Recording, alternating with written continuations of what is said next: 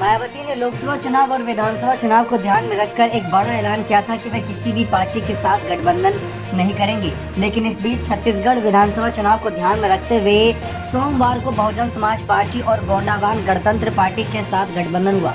जी हाँ, दोनों पार्टियों का गठबंधन राज्य कुल 90 सीटों पर चुनाव लड़ेगा।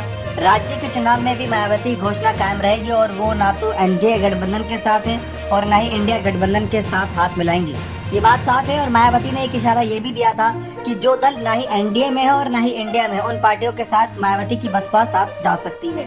राज्य में नए गठबंधन को लेकर प्रदेश बीएसपी अध्यक्ष हेमंत पोयाम का कहना है कि समझौते के तहत 53 सीटों पर बीएसपी और 37 सीटों पर जीजीपी अपने प्रत्याशी उतारेगी। बीएसपी के राज्यसभा सदस्य राजमी गौतम और जीजीपी के राष्ट्रीय महासचिव श्याम सिंह मरकाम समेत दोनों दलों के अन्य नेताओं ने सोमवार को एक संवाददाता सम्मेलन में गठबंधन की घोषणा की।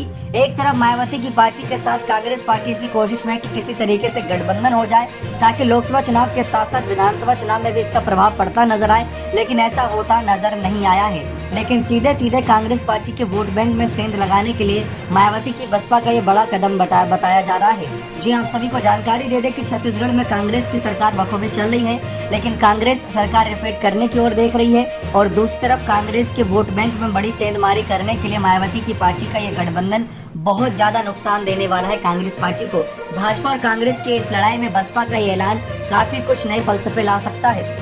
अब देखना दिलचस्प रहेगा कि इस चुनावी गठबंधन से कितना कुछ समीकरण बदलता है। लेकिन यह बात साफ है कि मायावती को इस बात का एहसास हो गया है कि गठबंधन के बिना शायद पार्टी को आगे बढ़ाना थोड़ा मुश्किल का काम हो सकता है।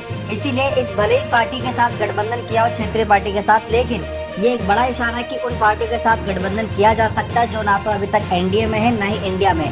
तो ऐसे मध्य प्रदेश, राजस्थान चुनावों में भी इस बात का संकेत मिलेगा और लोकसभा चुनाव में मायावती ये फैसला बदल सकती है। बने रहे चैनल के साथ, बहुत बहुत धन्यवाद।